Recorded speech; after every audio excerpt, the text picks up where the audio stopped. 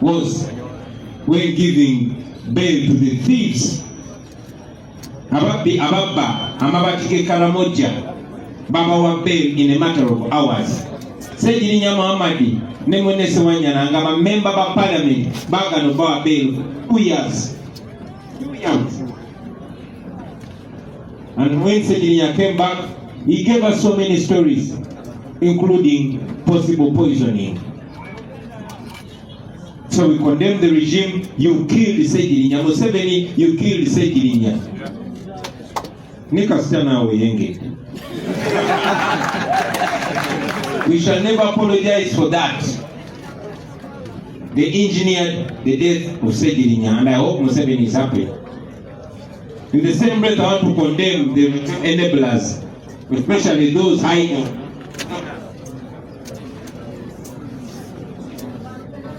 We condemn those enablers of the regime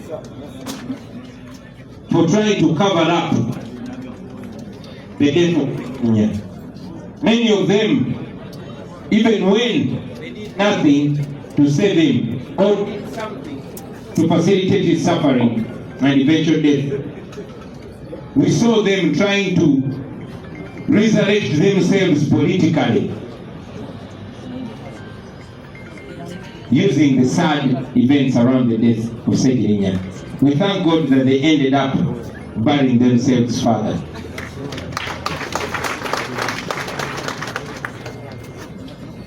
We want to condemn the continued persecution under the guise of prosecuting civilians in military courts. It's not only illegal, but it's also immoral. We all know by now that the General Court Martial is a tool for persecution. Museveni akozesa koti y'amagye okunyigiriza n'okutulugunya abo abatakkaanya naye byabufuzi. Tukivumirira ekyokusimbanga abantu ababulijjo abatali basirikale obawozesanga mu koti y'amagye. And the latest victim is Dr. Kizza Besigye. Okumala ebbanga ddene banaffe bangi bamacete ya Sini, ba Yobu Kato, ba Sheriff Kalanzi n'abalala bangi, ba Olivia Lutaya abo bakavaayo. Si basirikale naye babawozesa mu koti z'amagye. Kati yakagwamuzi bwobwo omupiira Dr. Kizza Besigye kyannaku nnyo, naye era kiyambye okwongera okushininga light oba okwongera okwoleka obutali bwenkanya n'obumenyi bw'amateeka obukolebwa gavumenti ya Museveni. We condemn that. That is a tool that Museveni further strengthens to entrench his control over the judicial system. Recently, you saw that military tribunal, aka court, denied Besigye reference to the constitutional court. Kikiri mateeka kimenya semateeka okuwozesa omuntu atali munnamagye mu kkooti y'amagye, naye ate ekkooti yennyini yamuganye n'okujulira oba okutwala ensonga eyo mu kkooti etaputa semateeka. Balinga abagamba nti yo kkooti y'amagye teri wansi wa semateeka, oba tebakkiriza nsonga yonna yonna genda mu kkooti etaputa semateeka. Already we know that there is no possibility of appealing from the General Court Martial to a civilian court, which is wrong. So you can imagine the injustice and the oppression Dr. Besigye is feeling right now. He can't refer his matter to the Constitutional Court. He cannot appeal in a civilian court. Actually, I have asked Right Honorable Joel Senyonyi and our parliamentary team to come up with a private members bill to amend that UPDF Act to ensure that there is a window for appealing in a civilian court. Twasabye timu yaffe ya parliament ekulemberwa Honorable Joel Senyonyi baleeteyo ebbago ne bakubadde banalirwanyisa oba ne baliremesa oba ne beriyita, kubanga that's common sense. Museveni ayinza okugana oddisaako omukono, but we need to go on record to making sure at least abantu bakirabe nti tugezaako okutaasa bannansi. This is not only for civilians but even soldiers. The soldiers out there know that that is a tool of oppression and control. You will disagree with your senior, you will go for the same woman or same man, and then they'll use that against you. So many soldiers are rotting in prison courtesy of General Court Martial. They cannot even appeal to the civilian court. So twagala ebibago liyambe si bantu bokka naye n'abaki n'abasirikale. Abasirikale bayigirizibwa, abasirikale tebalina mirembe. Mwe basirikale mmwe twagala pataasa naye nammwe mulina okwebereramu. Twagala kuleeta mbago nga musobola okujulira kati odisagringa ne mukamawo ku nsonga yonna yonna ne bakutwala mu General Court Martial. Bwe bakutwala mu kooti y'amagye tewaliwo chance yonna yonna kujulira mu kooti y'abantu ba bulijjo. Kugamba mu Court Martial Museveni is the Chief Justice. Museveni ye Ssaabalamuzi mu kooti y'amagye. Tukivumirira naye tugenda koma kukivumirira, tugenda kufuba ikola kyonna kyonna kye tusobola okulwanyisa enkola eyo. Basebo ne bannyabo, twagala okubajjukiza mu mwaka guno. This year is like no other year. You the leaders that are here, you know it. This is a called an election year, but I've encouraged time and again that we call it a revolutionary year. Guno mwaka gwa kukyusa bintu, gwa kupangula bintu, gwa kuyiwa bintu. Naye nsaba tuleme kikomya mu bigambo. Buli lunaku olukya njagala obeere ng'obala ennaku tezikyawera 365. Tezikyawera. Kati olwaleero twakalyako ennaku meka? 16. Tukyeyongera maaso. So use every day. Sensitize people. Organize. Moganizing ebyo balaba, moganizing ebyo batalaba, moganizing ebyo ebyokulonda, moganizing ebyo ebyokuzoganya. Banaye mbagambe emirundi mingi nti tuli bayeekera. So operating nga abayeekera, kubanga tuli bayeekera twagala kujjako dictator. Tuyinza okuba ffe tetukkiriza mu kuyiwa musaayi, kati tuyinza okuba tetukkiriza mu byakwata mundu, kati naye mukole buli kye musobola okukola. Mukole buli kye musobola okukola. Kuba buli yali Ssejjirinya ani amanyi addako. Era tetumanyi, tukyebuuza tetumanyi na kituufu kyatta Deputy President waffe wa West. Enfa z'abantu zonna zigenze zitankanibwa kuva ku bamuzaata ba Dr. Cyprian Kisito n'abalala. So mukole buli kye musobola. Let us do everything that we can, ladies and gentlemen. Now, coming back to our new appointees, I once again congratulate you. We congratulate you, we welcome you, and we are excited to work with you to transform this, our country. I have a feeling that your energy is what we've been missing. Now we are here. Let us do it. These people are excited. We are all excited. The nation is excited. But I want to remind you about one or two things. First and foremost, for us in the National Unity Platform, the leaders are the servants. The leaders are the bosses. Abakulembeze baweereza, abakulemberwa be ba boss.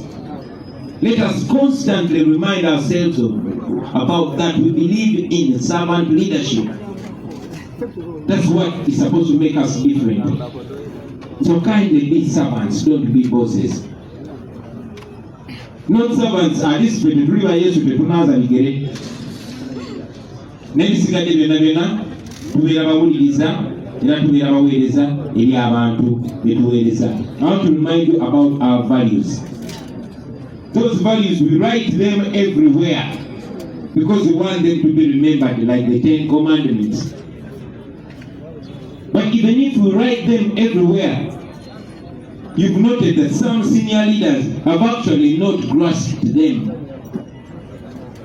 So I encourage us to not only cram them, but to practice them. That is the biggest dream for me and for the entire National Unity Platform.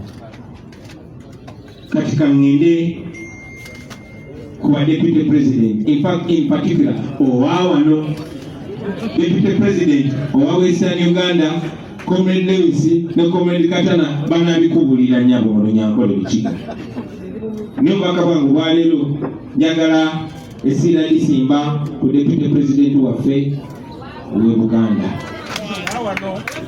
Sebo tukwaniriza nnyo twebaza Katonda olw'okutukuwa tukwebaza olw'okukkiriza obuvunaanyizibwa obwo tukwenyumirizamu tukukkiririzamu tukwesiga naye okusingira nkigamu wano mu Buganda wonna ne mu Uganda yonna tewali ateesiga mutwe gwa Muhammad Muwanga Kivumbi. Tewali abuusabuusa nti gwomu kubasinga okutegera ensonga ez'obukulembeze naddala ez'ebyenfuna mu ggwanga lyaffe ate nga ekizibu ekisinga bwavu bw'abantu baffe. Kati twagala okwesiga omutima gwo. Ekitono kye tulabyeko tulabye okugezesebwa kungi ne tulabye okuyitamu n'okusigala waggulu kwonna. Ekyo tukwebaza. Kakati ate obwesige Abannayuganda bwe bakulinamu bukubisizaamu emirundi mingi nnyo. Tusaba otutambuze bwotyo tutambule bwe tutyo. Twesiga amagezi go. Ne munnange tubadde n'abagezi abalala twalowooza nti bagezi bwero oluvannyuma twakugeerazinga si bagezi nnyo nga bwe tubadde tulowooza.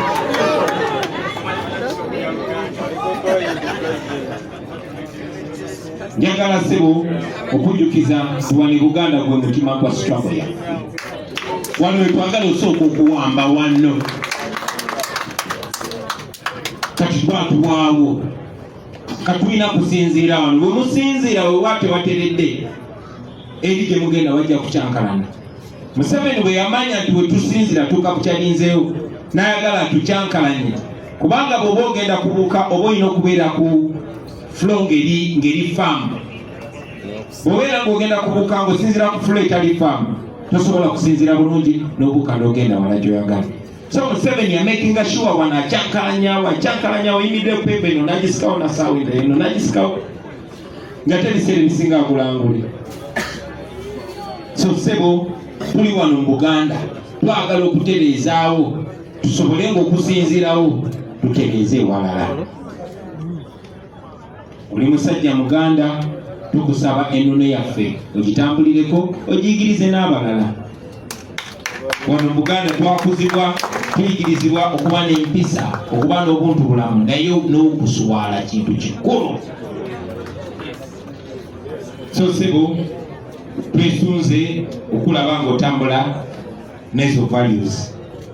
Gwe chairperson waffe owa Buganda Caucus,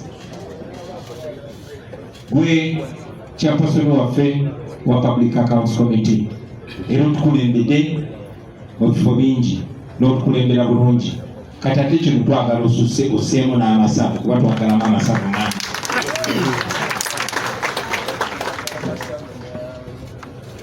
Ffe abasinzira wano mu Buganda tubadde ne challenge. Munaye kyatuzaalibwamu ffe abantu bano twagala nnyo ennono yaffe, twagala nnyo obwakabaka bwaffe. Era deputy president waffe wano yabeera president waffe mu Buganda ng'owa West yatwala mu West n'ewalala. Ne twafuna obuzibu gye buvuddeko nti mu kifo ky'okutugatta ku Namulondo ate nga twabulibwa bwalibwa ku Namulondo. Kwegamba munnaffe ng'alinga Magwaya ng'alina kweteba bweteba. Sebo tukutuma otugatte ne Namulondo otugatte n'Obwakabaka oimproving enkolagana yaffe. Njagala okutikka obubaka buno butongole obutwala embuga obagambe abatwogerera si be baffe. Singa tufuna omukisa okweyogerera twandigwagadde nnyo tweyogerere. N'engeri gye tukwina ate ng'oweebwa bulungi nnyo ekitiibwa ate nga gwe chairperson w'ababaka bakiikirira ekitundu kya Buganda tukusaba otuseeyo obubaka bwaffe nti tuli bawulize. Tuli basajja ba Kabaka na bazaana ba Kabaka. Tutambulire tukulira mu kkubo lirire nnyini erya Beni Kiwanuka nti wadde tulimu e Buganda naye twagala Uganda yonna era Uganda yonna twagala etereere kuba Buganda tesobola kutereera nga Karamoja teteredde nga Nkole teteredde nga Wesinayo teteredde n'ebitundu ebyo byonna byonna bwe biyambibwa ne bitereera tujja kweyagala n'abantu bano bajja kweyagala so obubaka obwo obutwale embuga otulamusize Beene Mugambe tumwagala nnyo otulamusize Abalangira n'Abambejja otulamusize Katikkiro ne bannaffe ababadde bakyatagala obajjukize tibalina omukisa tetugalangawo luggi lwaffe kasita beetereeza ne beegaana ekibi n'abakireeta. Njagala okuwa obubaka obutwalira abasiraamu obagambe okwawukanako ne Museveni abawalana abasiraamu tubaagala nnyo tubakkiririzaamu tumanyi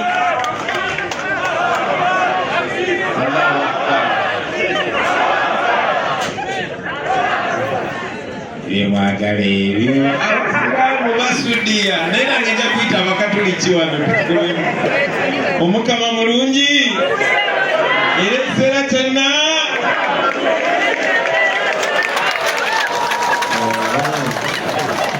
abalokole Yesu mulungi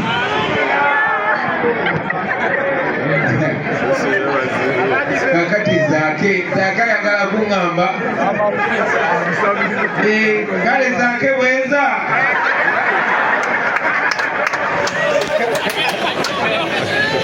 sebo Deputy President waffe Honorable Mwanga Kivumbi tubadde tukyakusaba abasiraamu ba Uganda bawe confidence bamanye nti kino kye tuliko kirwanirira abakyala kirwanirira abakatoliki kirwanirira abalokole naye tulwanirira abasiraamu babeere nga bafuulu human beings muzeeno wano mu Uganda amateeka gagamba omuntu taba na musango ne bw'aba akwatibwa abeera suspect ateeberezebwa okuba nga azize omusango paka ng'agukkiriza oba nga bamuwozeza ne gumuka mubi naye mwattu bwe bakwata wano ng'oli musiraamu guba gukusinze paka ng'owozeza n'ogwegerera ekyo tetwagala kibeere bwe kityo wadde tukyali mu struggle bwe tuba nga tulina Deputy President omusiraamu abasiraamu balina okifiiringa ti Deputy President musiraamu babeere respected bafiiringe nti baagalibwa era nabo bafiiringe nti bali part of this struggle sebo tusaba obubaka obwo tutuuse otulamusize ne ku Jjajja Mpuuga Omugambe tumwagala nnyo era tumwebaza eddoboozi lye lyasitula okulwanirira abasibe baffe sebo njagala okusaba ogende mu maaso ng'obanja abasibe baffe bannaffe ba political prisoners abasinga obungi babawamba wano mu kitundu kyo ekya Buganda region wano mu Buganda ebiseera ebisinga abaana batunyumiza abava eyo mu detention centers mu torture chambers nti bw'oba kusiba bwewaawo bw'oba musiraamu giba giwunye ate bw'oba musiraamu ng'oli Muganda kaba kaweddemu sebo gw'oli byombi oli musiraamu ate oli Muganda lwanirira abantu bo ze wakirindiko kimu emigovu na hafu kusinga ebijo so lwanirira abantu baffe omakinge sure ekyo kikomyuniketinga njagala okubaniriza mwenna nsabe ne Mukama tukkirize ate tulabe ku njawulo esinga ku gye tubaddemu. Finally, I want to send a message to our comrades in the UAE nga tunazikubyedde eddagala era nzija olunaku lw'enkya tugenda kubeera nammwe abantu be UAE akasemberayo ddala abasinga mu mbuuza kakati tugenda celebratinga tutya bino mbiveemu nze ne ba Deputy President bange ngenda batwala out nga 24 so nga 24 King Saha yagenda okuba omusanyusa omukulu mbayise ku pati n'obugambo obasewo ne banyabo njagala okubagaliza olunaku olungi Mukama abankuumire. Assalamu alaikum warahmatullahi wabarakatuh.